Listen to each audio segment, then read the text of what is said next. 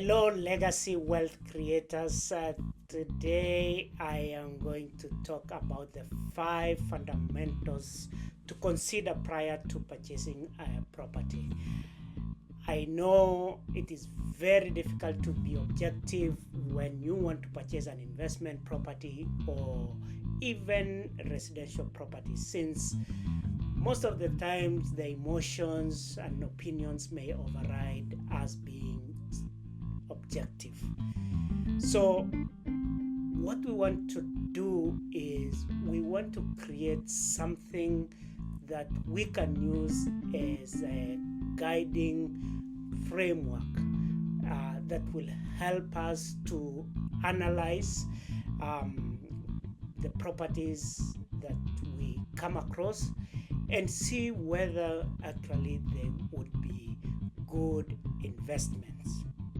So we created this criteria, and I personally use it to analyze which cities are strong with fundamentals that will ensure that my properties will be in demand and therefore will be more rentable, and even in challenging markets you will be able to get tenants and hopefully also have appreciations. So what do I look for when I invest in a property? And this is applicable anywhere, whether you are in Beijing or you are in Sao Paulo in Brazil or Mexico City or Los Angeles or Toronto. You want to buy properties in cities with a growing demand. Now, there are properties in areas where population is not growing. So there are cities where population is declining. And if the population is declining, you are not going to find renters. So what you want to do is to look for cities with a growing demand. So if you purchase a property in a city where population is growing, your property will be in a higher demand for rental, since most people who move into the city will initially rent and thereafter purchase the property. So this will ensure that the property will appreciate in value over time. And what you need to do is to look at the data from the cities that you are interested in investing in.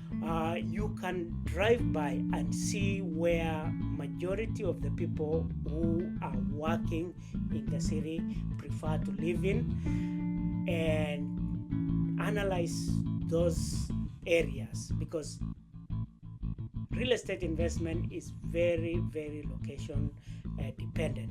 So if you can identify a place where, let's say, an employer is close by and most people want to go and work for that employer, it means that that property will be in demand, and so you will have an appreciation in value.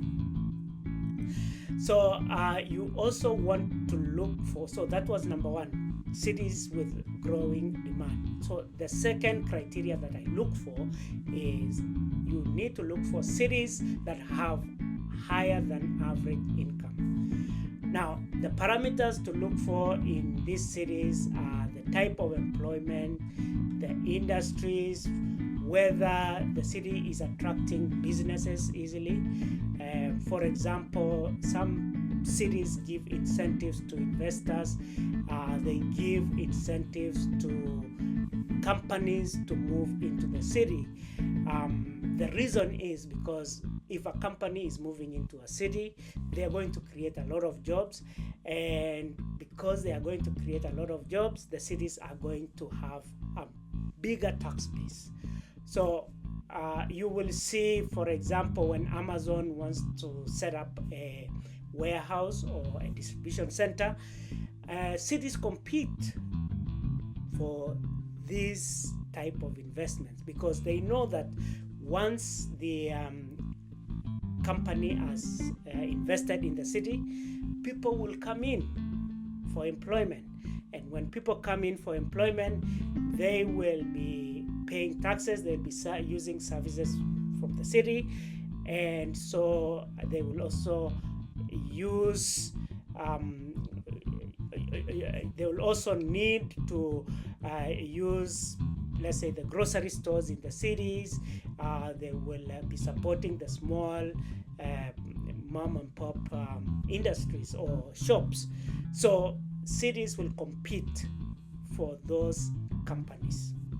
Now, the other thing, number 3, that I look for when I am looking at investing in a city is I look for cities that have new investments in transportation and infrastructure.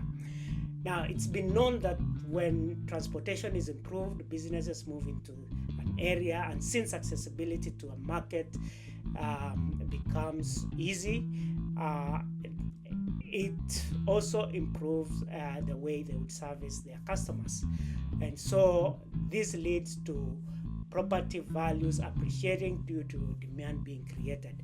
So what I do is I look for investments in infrastructure like sewage systems, like water supply, electricity. When the government invests in these things, it attracts other type of investments from businesses.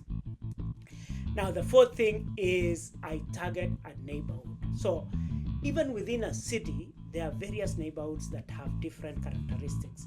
So we typically target starter homes in gentrifying areas so that you can maximize returns. There are areas in cities that probably they are older, but a lot of people now want to move into that city because maybe investments have come into the area, and so the older houses are being refurbished so that the new people can come and live in the area. So you need to work with a locally based investor-focused realtor and mortgage agent who will identify those areas that are right for investment. So you're looking at a neighborhood that has a certain type of income that people are interested in moving in, and typically young families, because when you have a young family, there is a population growth because they are young children, they need schools, so you start having demand for teachers. They will need to be closer to a grocery store, so grocery stores will pop up, and so the demand of your property will continue to increase. Now, the 5th and the most important part of it is having a power team in the city of interest that you want to invest in. This is very important because you cannot do everything by yourself. So your team should include an investor-focused local realtor, mortgage agents, lawyers, property managers, home inspectors, property appraisers, insurance agents, and also contractors. This is very, very important, especially if you want to be a real estate investor. If you are not just buying one property, if you want to buy a series of properties, you need to have this team that will help you identify the properties that you are interested in purchasing. So that's it. Those are the 5 fundamental things that I consider before purchasing any property, and so should you. It doesn't matter where you are. Use these principles and you will be successful in your real estate investment journey. Thank you very much.